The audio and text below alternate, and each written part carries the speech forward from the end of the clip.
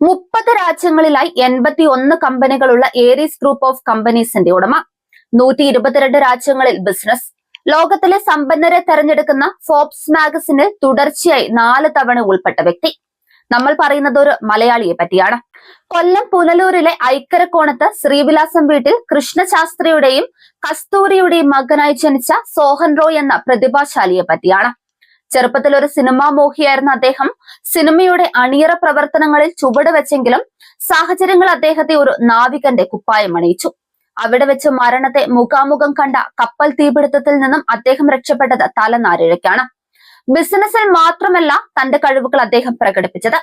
Oscar nomination കിട്ടിയ dam 999 എന്ന English സിനിമയുടെ സൃഷ്ടാവ്, സിനിമാ നിർമ്മാതാവ്, എഴുത്തുകാരൻ, കവി, അങ്ങനെ കലയുടെ ലോകത്തും അദ്ദേഹം ഒരു ആഗോള ബ്രാൻഡ് തന്നെയാണ്. ഡാം 999 ചിത്രത്തിന്റെ തിരക്കഥ Academy of Motion Picture Arts and സയൻസിന്റെ ലൈബ്രറിയിലെ സ്ഥിരം കോർ ശേഖരത്തിൽ ചേർത്തിട്ടുണ്ട്.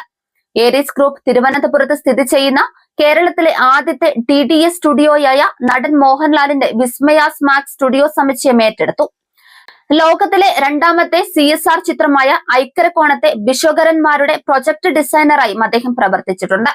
കൂടാതെ കൺസെപ്റ്റ് ഇൻഡിവുഡിന്റെ സ്ഥാപക ഡയറക്ടറും ഇൻഡിവുഡ് ബില്യണേഴ്സ് ക്ലബിന്റെ സ്ഥാപക പ്രസിഡന്റുമാണ് അദ്ദേഹം. സ്വന്തം ഗ്രാമത്തിലെ ഓരോ വീട്ടിലെയും ഓരോ സ്ത്രീകൾക്ക് തൊഴിൽ നൽകാനായി കമ്പ്യൂട്ടർ സ്ഥാപനം സ്ഥാപിച്ച് തന്റെ നാടിന്റെ തൊഴിൽ സുരക്ഷ ഉറപ്പാക്കുന്ന, സ്വന്തം കമ്പനിയിലെ ജീവനക്കാരുടെ ഭാര്യമാരുടെ പേരിൽ പകുതി ശമ്പളം നൽകുന്ന, ജീവനക്കാരുടെ അച്ഛനും അമ്മയ്ക്കും പെൻഷൻ നൽകുന്ന, മരിച്ചുപോയ എംപ്ലോയീസിന്റെ ഫാമിലിയെ ലൈഫ് ലോങ് ടേക്ക് കെയർ ചെയ്ത, സ്റ്റാഫ് 10 വർഷത്തിനുള്ളിൽ വീട് വെച്ചില്ലെങ്കിൽ വീട് വെച്ച് നൽകുന്ന ലോകത്തെ ഒരേ ഒരു ബിസിനസ്സുകാരൻ ചിലപ്പോൾ സോഹൻ റോയ് മാത്രമായിരിക്കും.